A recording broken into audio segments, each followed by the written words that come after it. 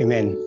Praise God. So isang magandang hapon po muli sa ating lahat at bago tayo magsimula ay binabati ko yung lahat ng mga tatay ng Happy Father's Day.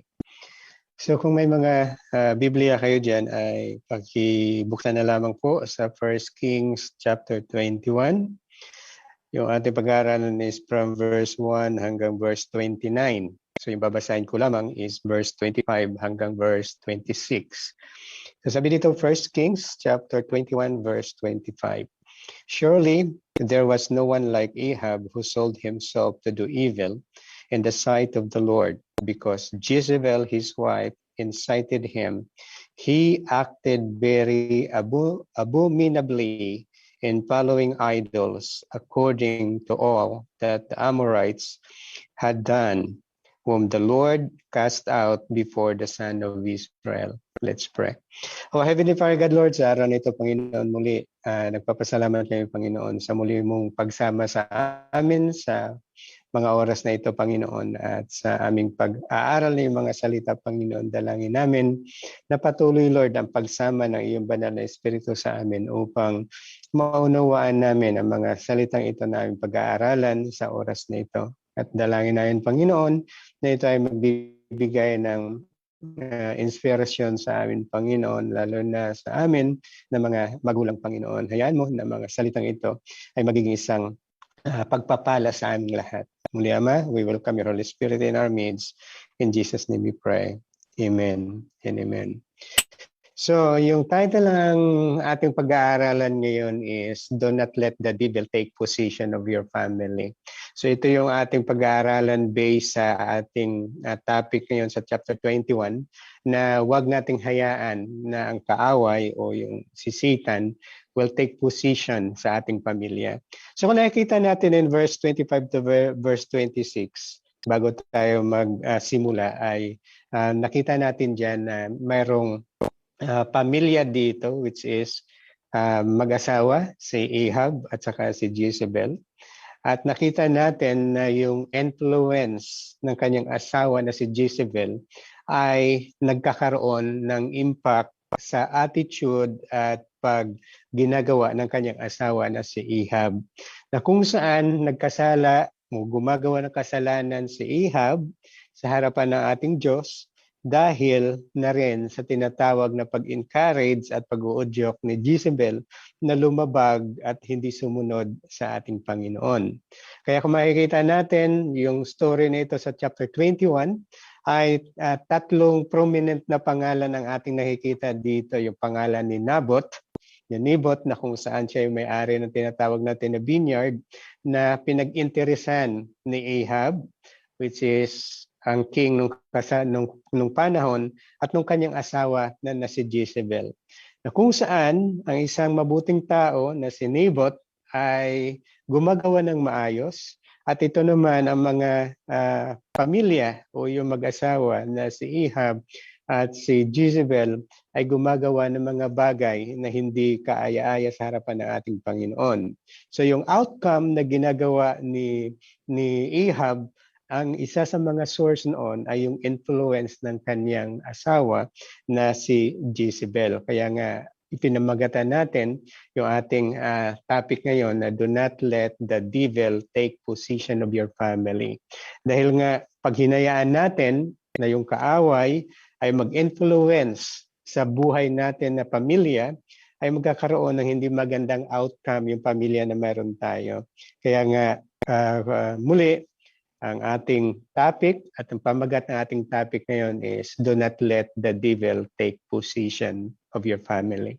Huwag nating hayaan na ang kaaway ay mag-take position sa ating pamilya. Lalo na sa atin na mga tatay at ngayon ay nagsiselebrate ng tinatawag natin na Father's Day, napakahalaga na maunawaan natin na huwag nating hayaan na yung kaaway or the devil will take possession of our family. So basahin natin yung verse 1 to verse 7. Ito yung ating unang point kung bakit natin nasabi na do not let the devil take possession of our family. Sabi dito in verse 1, now it came about after these things that Naboth the Jezreelites had a vineyard which was in Jezreel beside the place of Ahab, king of Samaria. Ahab spoke to Naboth, saying, give me your vineyard, that I may have it for a vegetable garden, because it is close beside my house, and I will give you a better vineyard than it in its place. If you like, I will give you price of it in money. But Naboth said to Ahab, the Lord forbid me that I should give you the inheritance of my father. So Ahab came to his house sullen and vexed because of the word which Naboth the Jezreelite had spoken to him, for he said, I will not give you the inheritance of my fathers. And he lay down in his bed and turned away his face and ate no food. But Jezebel, his wife, came to him and said to him, how is it that your spirit is so sullen that you are not eating food? So he said to her, because I spoke to Naboth the Jezreelite and said to him, give me your vineyard for money, or else if it pleases you, I will give you a vineyard in its place. But he said, I will not give you my vineyard. Jezebel, his wife, said to him, do you now reign over Israel? Arise, eat bread, and let your heart be joyful. I will give you the vineyard of Naboth the Jezreelites. So kung nakita natin from verse 1 to verse 7, yung story na kung saan si Ahab ay pinag-interesan niya yung pagmamay-ari, yung property ni Naboth na kung saan ito ay malapit sa kanyang kaharian. So, inalok niya si Naboth na kung saan sabi niya kung maari ba ay bibilhin niya na lang yung kanyang piece of land o yung kanyang inheritance at ito ay gagawin niyang garden o vegetable garden. At pangalawang offer niya is na kung maari, kung hindi siya papayag na bibilhin, ay makipag-swap na lang ng property at bibigyan daw siya ni Ahab ng mas maganda na property in exchange sa kanyang property na mayroon siya.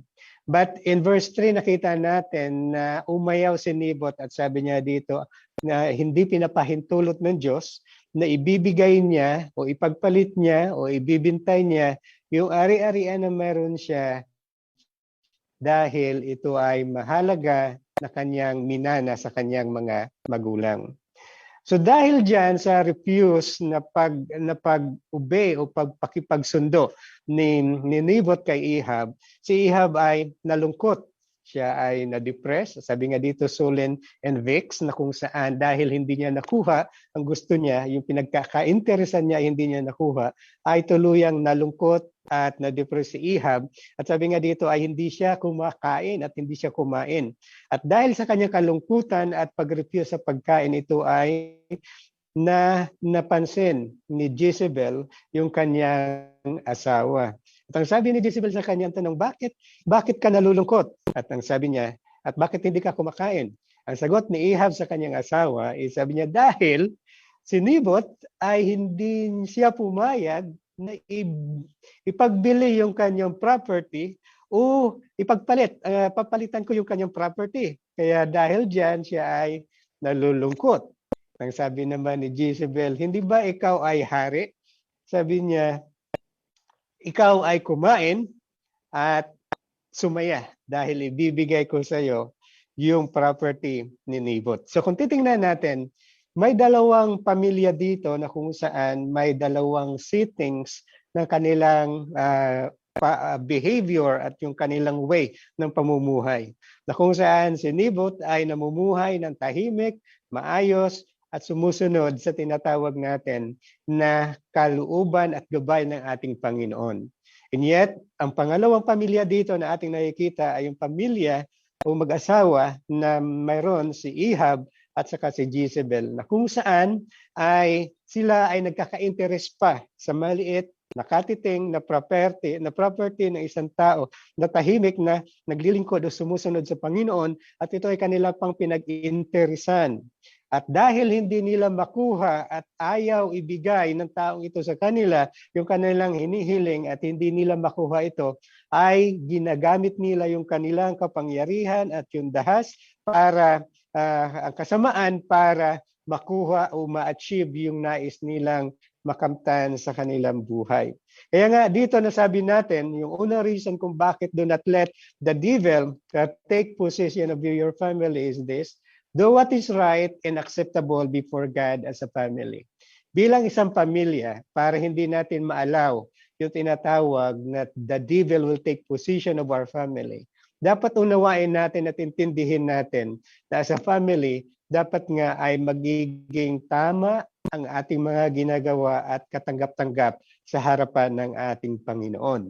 Hindi katulad ni Ahab at ni Jezebel na kung saan wala silang pakialam kung ano yung kanilang gagawin, basta importante magawa lang nila at makuha nila kung ano yung kanilang gusto.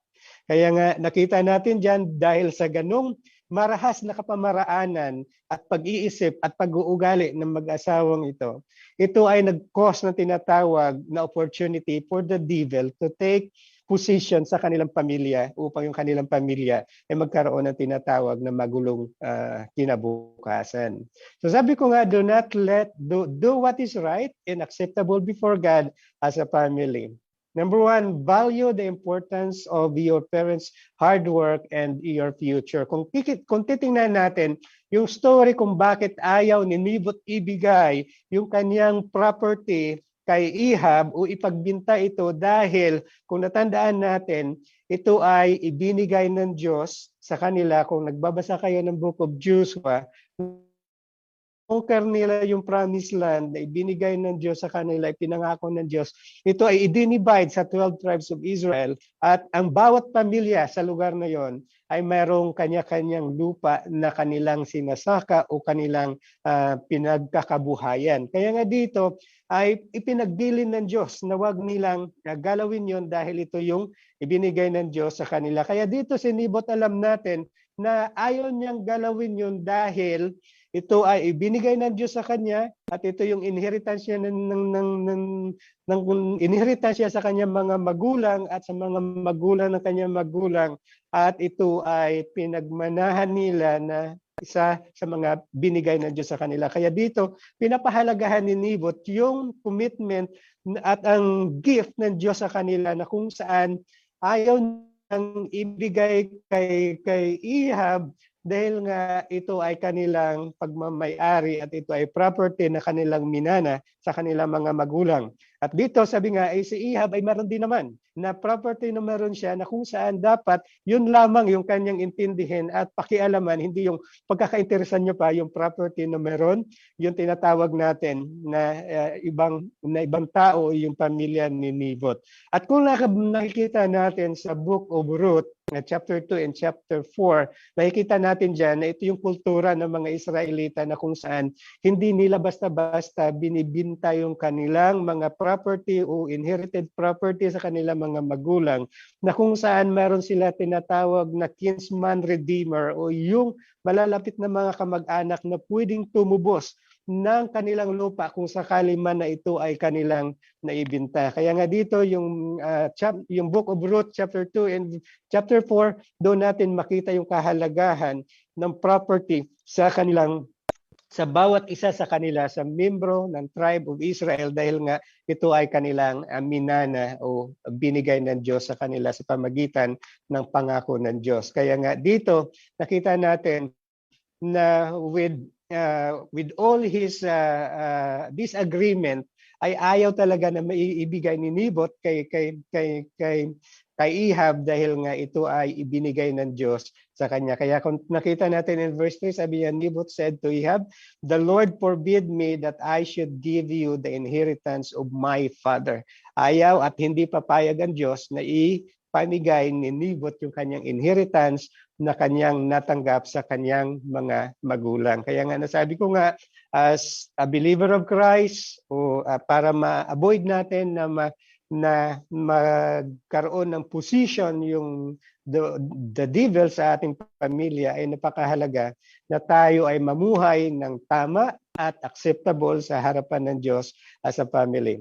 I-value natin yung mga pinaghirapan at ang mga bagay na minana natin sa ating mga magulang dahil yun ay biyaya ng Diyos na ibinigay sa kanila na nagiging namana natin. Pangalawa is keep the Word of God as your guide in difficult situation. So in verse 3, nakita natin dyan na pinanghawakan ni Naboth yung salita ng Panginoon, ang pinangako ng Diyos sa kanila at yung binigay na mana ng Panginoon sa kanila. Kaya nga ayaw na niya magpadalos-dalos pa o pumayag sa alok ni Ahab dahil alam niya na ito ay salita ng Diyos na kanyang pinanghahawakan at ito lamang ang magiging gabay niya sa decision na dapat niyang gawin.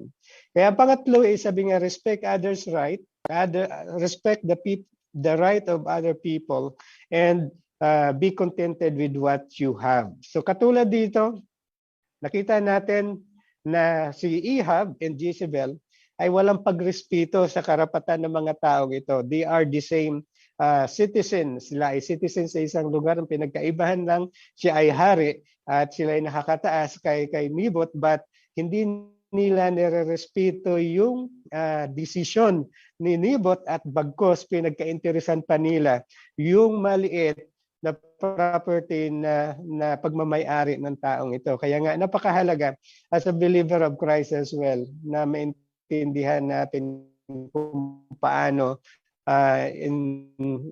respetuhin yung tinatatan ng ibang tao at huwag na tayo magka-interest pa sa mga bagay na kung saan mayroon ang ibang tao. So yung unang point kung bakit nasabi natin, do not let the devil take possession of your family. Number one is do what is right and acceptable before God as a family. Bilang isang pamilya ay dapat nating mamuhay ng tama at kaaya-aya sa harapan ng ating Panginoon. Alalahanin natin na mahalaga ang mga bagay na ibinigay ng Diyos sa atin at gamitin natin ang salita ng Diyos na magiging gabay sa ating mga decision making o sa mga mahirap na decision na ating ginagawa. At lalahanin din natin na napakahalaga na respetuhin ang karapatan ng ibang tao at huwag nating pag-interesan ang kung ano man ang meron ang iba. Pangalawa is from verse 8 to verse 26. Basahin natin muli. So she wrote letters in Ahab's name and sealed them with his seal and sent letter to the other elders to the noble who were living with Naboth in the city. Now she wrote in the letter saying, proclaim a fast and set Naboth at the head of the people and set two worthless men before him and let them testify against him, saying, you curse God and the king, and then take him out and stone him to death. So the men of the city, the elders of the noble who live in the city, did as Jezebel had sent word to them, just as it was written in the letter which she had sent them. They proclaimed a fast and seated Naboth at the head of the people. Then the two worthless men came in and sat before him, and the worthless men testified against him, even against Naboth, before the people, saying, Naboth cursed God and the king. So they took him outside the city and stoned him to death with stones. Then they sent word to Jezebel, saying, Naboth has been stoned and is dead. When Jezebel heard that Naboth had been stoned and was dead, Jezebel said to Ahab, arise, take possession of the vineyard of Naboth and Naboth the Jezreelites, which he refused to give Ehud for money.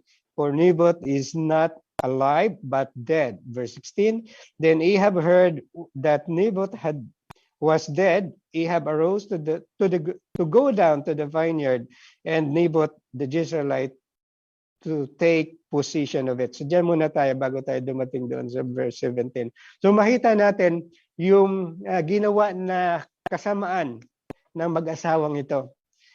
Hindi makatanggap ng pagkatalo at hindi makatanggap na kung saan ay ang kanilang authority ay may tao na hindi sumunod sa kanilang kagustuhan.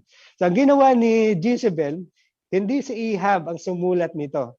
Ngunit hindi si Ahab ang nagplano kung paano patayin si Naboth, but yung kanyang masamang asawa na magaling mag-influence sa kanya na si Jezebel. So nakita natin dyan, sumulat si Jezebel ng sulat sa mga elders, sa mga tao na kasama ni Naboth sa city na yon. At yung sulat na yon ay sinilyuhan ng silyo ng hari. Although si Jezebel ang sumulat nito, but yung authority at ang kapangyarihan nito ay may kapangyarihan na katulad din sa kung ang hari ang sumulat nito, dahil nga ito ay mayroong seal of approval na nagmumula sa hari na kung saan kung sino man ang tumanggap nito ay hindi nila akalain, isipin na si Jezebel ang sumulat nito, ang kanilang iisipin ay yung hari ang sumulat nito. Kaya kahit wala dito yung hindi involved dito si Ahab sa planong ito, yet by the means of seal of approval ay kasama na rin yung tinatawag na tawag dito, kasama na rin si Ahab sa kanyang planong ito dahil nga ito ay meron tinatawag na seal of approval na itinatak ni Jezebel sa sulat na ito, para ang sulat na ito ay mayroong kapangyarihan as authority ng isang tinatawag natin na hari. So yung kanilang plano is ilagay si Naboth sa tinatawag natin na isang pagpupulong o ng isang grupo, at doon maglalagay siya ng tinatawag natin na worthless man para i-accuse si Naboth ng kasalanan na tinatawag natin na blasphemy, yung tinatawag natin na cursing God at yung pag-curse sa tinatawag natin na hari. During that time, yung equivalent ng tinatawag natin na pag-curse ng tinatawag natin na Diyos ay tinatawag natin na blasphemy, ito ay may equivalent ng tinatawag natin na death penalty, which is yung ginagawa nila ay yung pagbato ng tao hanggang ito ay mamatay. So ito yung plinano ni Jezebel para maisakatuparan niya yung kanyang layunin at yung kanyang kagustuhan na makuha yung vineyard o yung tinatawag natin na lupain ni Naboth para ito ay makuha ng kanyang asawa. So dahil ang mga planong ito ay nagiging successful at mayroong nag-testify o post at testimony to accuse Naboth na siya ay he cursed God at yung king, siya ay hinatulan ng mga elders o yung tinatawag natin ng mga noble na mga taong ito na kasama niya sa city sa tinatawag natin na stone to death. Pagkatapos na namatay si Naboth, ito ay ibinalita at binalik ang sulat na mission accomplished, patay na yung taong ito. Kaya nga sabi ni Jezebel sa kanyang asawa, tumayo ka dyan and take position at kunin mo na, angkinin mo na yung lupa ni Naboth dahil siya ay patay na. But akala siguro ng mag-asawang ito ay walang may kapangyarihan na may kakayanan na i-rebuke sila at bigyan ng tinatawag na punishment sa kanilang mga ginagawa. But yet in verse 17, sabi nga dito in verse 17, then the word of the Lord came to Elijah the Tishbite saying, arise, go down to meet Ahab, king of Israel, who is in Samaria. Behold, he is in the vineyard of Naboth, where he was gone down to take possession of it. You shall speak to him, saying, thus says the Lord, have you murdered, and have you taken possession? And you shall speak to him, saying, thus says the Lord, in the place where the dog licked of the blood of Naboth, the dog will lick up your blood, even yours. So sabi ng Panginoon kay Elijah, na kung saan pumunta ka kay Ahab, na kung saan ngayon ay nandoon sa tinatawag natin na vineyard ni Nabot, at sabihin mo sa kanya na ang sinabi ng Panginoon na kung ang mga asong ito ay nag-lick o nilik nila yung tinatawag na dugo ni Nabot, sabi niya ganun din ang mangyayari sa iyo. Didilaan din ng aso ang iyong dugo. And verse 20 sabi niya, Ahab said to Elijah, "Have you found me, O my enemy?" Bakit ito yung sinabi ni Ahab kay Elijah? Kung matatandaan natin in chapter 17, ay si Elijah ay inutusan ng Panginoon na kausapin si Ahab na magkaroon ng drought, at siya ay nagtago at hinahanap siya ni Elijah. Ni Ahab hindi siya mahanap-hanap hanggat sa dumating siya, nagpakita siya, at in chapter 18, siya ay nagkaroon ng tinatawag na encounter kay Ahab, at yung tinatawag natin doon sa Mount Carmel kung saan pinatay na ipinakita ng Diyos yung kanyang kapangyarihan kay Ahab at saka sa prophet ni Baal na siya na Diyos na kung saan tumutugon sa panalangin, na kung saan yung tinatawag natin na fire came down from heaven at kinain yung at kinonsume yung kanyang offering. In chapter 19, makita natin sa takot ni Elijah, siya ay tumakas at siya ay pumunta sa tinatawag natin na Mountain of God, at doon sabi ng Panginoon sa kanya, bakit nandito ka, Elijah?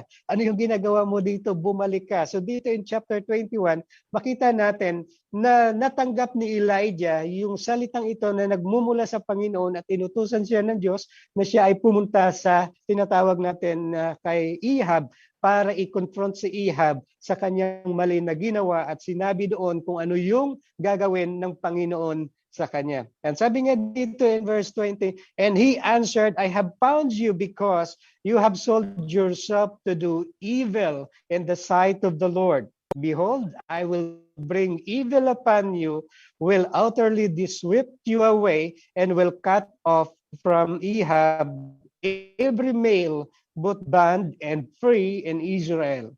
And I will make your house like the house of Jeroboam, the son of Nebat, and like the house of Baasa, the son of Ahijah, because the provocation with which you have provoked me to anger, because you have made Israel sin." So kung babalikan natin yung story sa sa 1 Kings chapter 14, ito yung tinatawag natin na nagkaroon ng tinatawag natin na dalawang kaharian, yung tinatawag natin na Israel at yung tinatawag natin na Judah.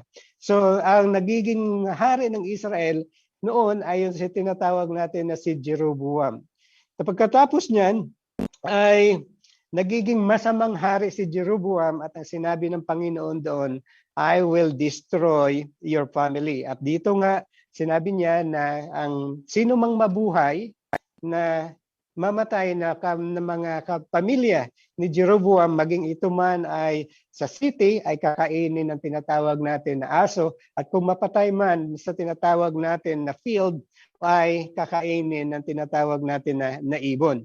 Ito yung judgment ng Panginoon sa kay Jeroboam. And the same thing, ito din yung ginamit na word ng Panginoon sa chapter 16, verse 1 to 4 against kay Baasa, king of Israel, na kung saan, kung ano yung ginawa ni Jeroboam, ay kanya din ginawa, na kung saan nagkaroon ng tinatawag natin na pagka-provoke sa atin Diyos sa kanilang kasalanan na ginagawa, na kung saan yun yung sinabi ng Panginoon sa kanila na ang kanyang mga tao o yung kanyang mga kamag-anak, mga membro ng kanyang pamilya, kung ito ay mamatay within the city, ay kakainin ng aso, at ganun din pag ito ay namatay sa tinatawag natin sa field o sa tinatawag natin na bundok, then ito ay kakainin ng tinatawag natin na ibon. So ganun din yung pronouncement ng judgment na ibibigay ng Diyos kay Ahab ay katulad ng judgment na ibinigay niya sa dalawang hari na mas nauna kay Ahab. Dahil nga, ano yung reason?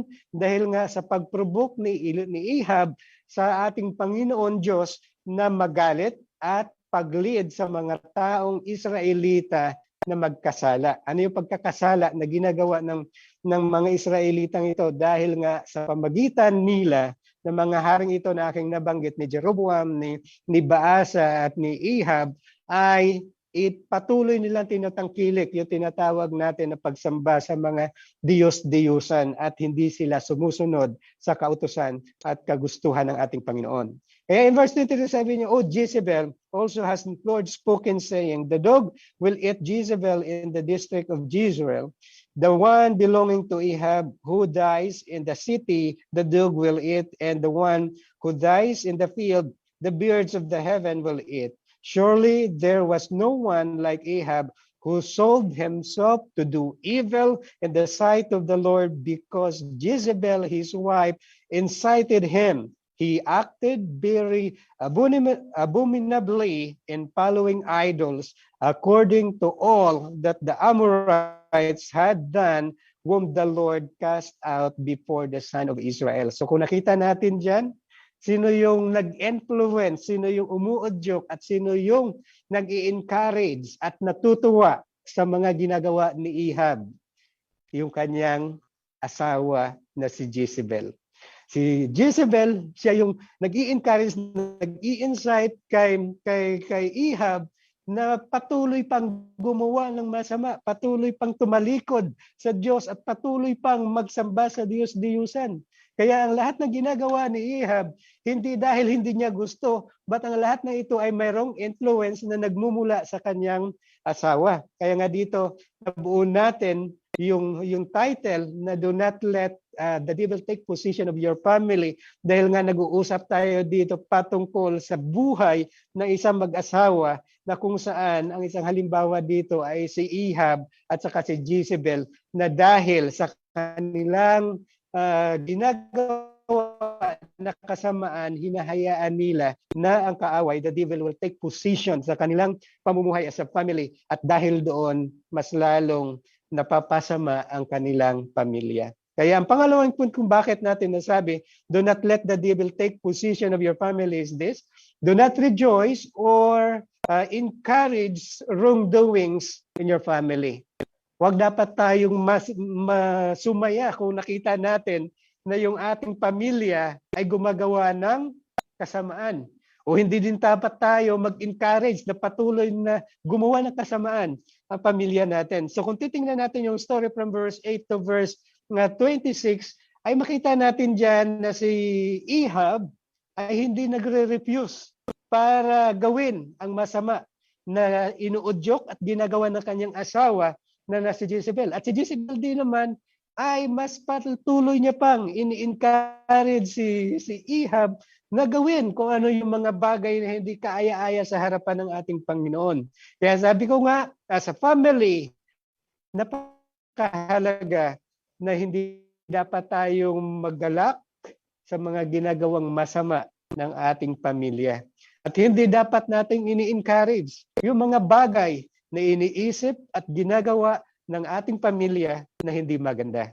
Dahil nga kung allow natin, kung ini-encourage pa natin na gumawa ng kasamaan ang pamilya natin at sinusuportahan pa natin ang mga ito, ano yung mangyayari? Yung ating pamilya ay magkakaroon ng tinatawag na mas lalong malala na sitwasyon. At doon ay hindi din natin maiwasan ang pagharap sa tinatawag natin na judgment ng ating Panginoon.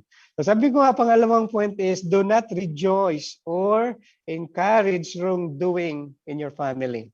Ano yung reason kung bakit natin masabi na do not rejoice or encourage wrongdoing in our family? Sabi ko, conduct ourselves in a worthy manner, for a shame of one is a shame of all. Dapat ayusin natin yung ating pamumuhay, yung ating pamilya, dahil kahihiyan ng isang miyembro ng pamilya natin ay kahihiyan din nating lahat. Kaya napakahalaga na do not encourage the wrongdoings in our family, dahil kahihiyan na isang miyembro ng pamilya ay kahihiyan din natin lahat. Pangalawa, do not encourage or condone evil behavior, instead rebuke them.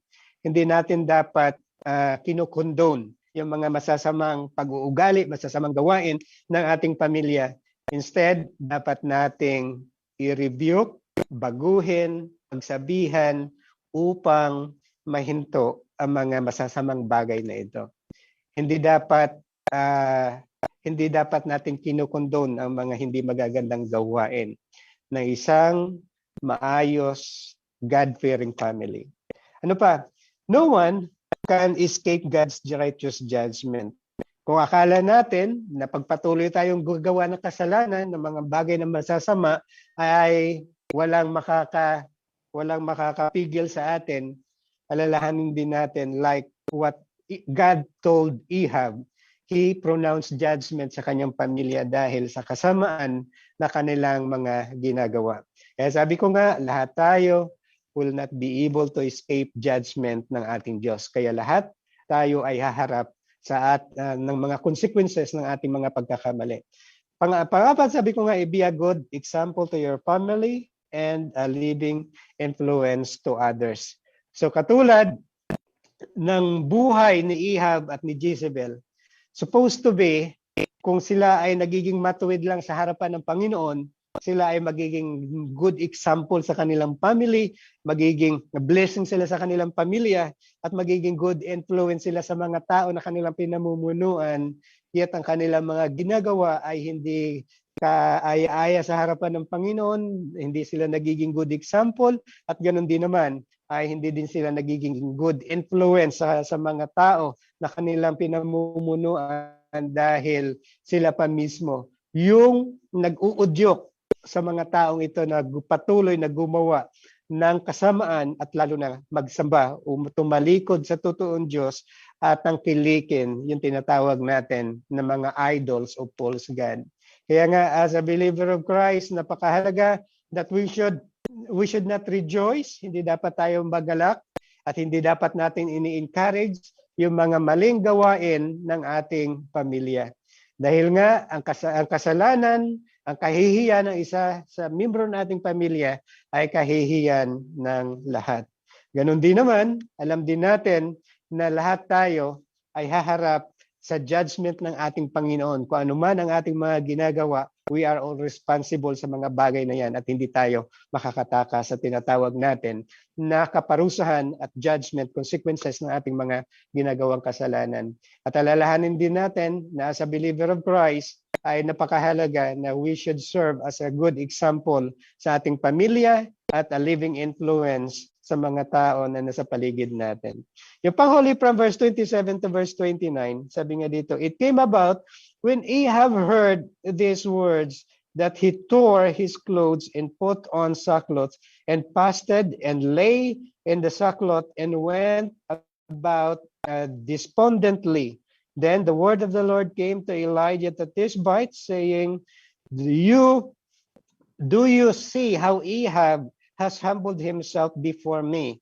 Because he was humbled himself, therefore before me, I will not bring the evil in his days, but I will bring the evil upon his house in his son's days.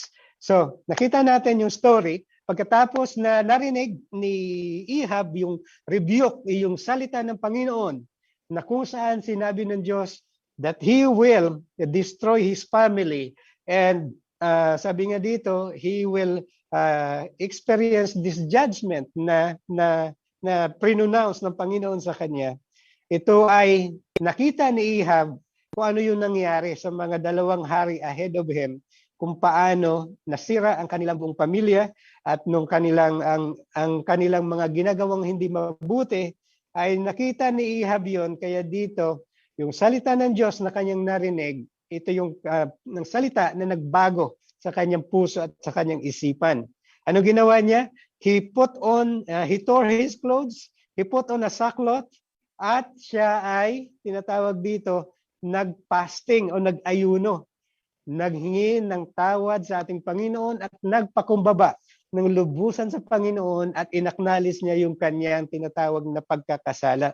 At ang sabi ng Panginoon, dahil nakita niya yung sincerity ng paghingi ng tawad ni Ahab, sabi niya dito kay Elijah, sabi niya, nakita mo kung paano nagpakumbaba ang taong ito, ang taong masamang-masama, na kung saan sabi nga, he sold himself to evil, to do evil, At sabi niya dito, kahit ito'y ubod ng kasamaan, nung siya ay nakarinig na salita ng Panginoon at siya ay nagpakumbaba, naghumingi ng kapatawaran, ang sabi ng Panginoon kay Elijah, hindi ko ipaparanas sa kanya yung judgment na kanya supposed to be ay dadanasin habang siya ay buhay pa. But ang judgment na kanyang i-pronounce sa pamilya ni Ahab ay mararanasan ng kanyang mga anak na kasunod sa kanya. So muli, ang pangatlong point kung bakit natin nasabi na kung bakit as a believer of Christ, we do not let the devil take possession of our family is this. Have a broken and contrite heart before God. Napakahalaga na meron tayong puso na nagsisisi o yung tinatawag natin na nagpapakumbaba at remorseful at kayang-kaya na maghingi ng tinatawag natin na kapatawaran. So kung babasahin natin yung tinatawag natin na Psalms chapter 51 verse 17, alam natin sa story ni David na siya ay nagkasala nung siya ay nagkaroon ng tinatawag na kaugnayan kay Bathsheba na kung saan asawa ni Uriah. At dito nung he was rebuked by the prophet, ano ginawa ni David? He humbled himself before God. He prayed and he asked God na linisin siya, patawarin siya sa kanyang mga kasalanan. Huwag hayaan ng Diyos na malayo siya sa kanyang presensya. At ganoon din, at sabi niya nga dito is yung offering na pwede niya mailapit sa Panginoon is, sinabi niya, a broken spirit and a broken heart. So ito yung tinatawag natin, a broken and a contrite heart ang napakahalaga na meron tayo sa harapan ng ating Panginoon. Ang puso na pag nagkasala tayo ay willing na magpakumbaba, willing na magkaroon ng tinatawag na repentant heart at mayroon tinatawag na remorseful na puso na kung saan naunawaan natin kung bakit tayo nagkasala. Hindi tayo nagtuturo kung bakit tayo nagkasala, but inaako natin yung responsibilidad ng ating pagkakasala at humihiling tayo ng mataimtim at sincero na pananalangin upang tayo ay mapatawad. So kung nakita natin ganun ka tinatawag natin kadakila ang biyaya ng ating Panginoon, na kahit gaano ka pa kasamang tao, kung ikaw ay totoo sa iyong puso na nagpapakumbaba at humihiling ng kapatawaran sa lahat ng iyong mga nagawang kasalanan, ng ating mga kasalanan, ang Diyos na meron tayo is able na patawarin tayo and withhold yung tinatawag na kanyang judgment sa tao na nagpapakumbaba sa kanyang harapan. So sabi ko nga is the word of God has the power to change the heart of sinners. Katulad na nangyari kay Ahab, dahil sa salita ng Diyos na kanyang natanggap, siya ay talagang nabago, siya ay nagpakumbaba, siya ay tinatawag natin na sincere sa kanyang pagrepent sa kanyang sarili. Ano pa? A humble repentant heart is what God wants us for. So kung nakita natin, nais ng Diyos na tayo ay magkaroon ng tinatawag na humble, sa magpakumbaba at mayroong puso na handang humiling ng tinatawag natin na kapatawaran sa ating mga ginagawa. Sabi ko, God is merciful to those who come before Him with a broken and a contrite heart. Mahabagin at maawain ng ating Panginoon.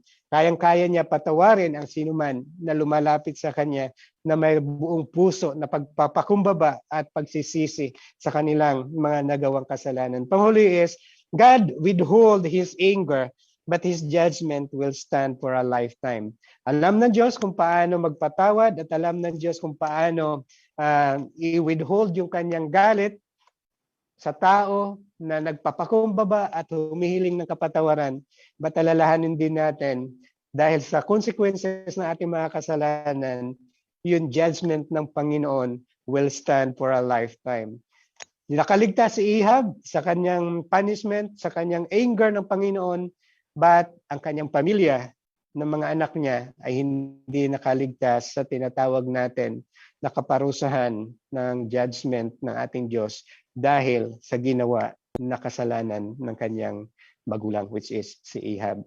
So muli sa araw na ito, as bago tayo mag-end, muli balikan natin yung ating napag-aralan. Sabi ko nga, today, as we celebrate the Father's Day, do not let the devil take possession of your family. Huwag nating hayaan na ang kaaway will take possession sa ating pamilya. Number one, do what is right and acceptable before God as a family. Gawin natin kung ano lamang yung tama at karapat-dapat sa harapan ng ating Diyos. Pangalawa, do not rejoice or encourage wrongdoing in your family. Huwag nating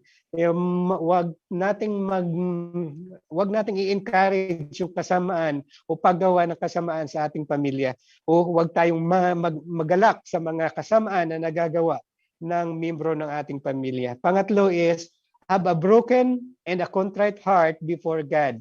Dapat meron tayong puso na willing magpakumbaba at willing humiling ng kapatawaran sa ating Panginoon sa mga kasalanan na ating nagagawa as a believer of Christ. Kaya muli, as a believer of Christ, based dito sa ating napag-aralan, in 1 Kings chapter 21, do not let the devil take possession of your family. Huwag nating hayaan na ang kaaway will take grounds or control sa pamilya natin.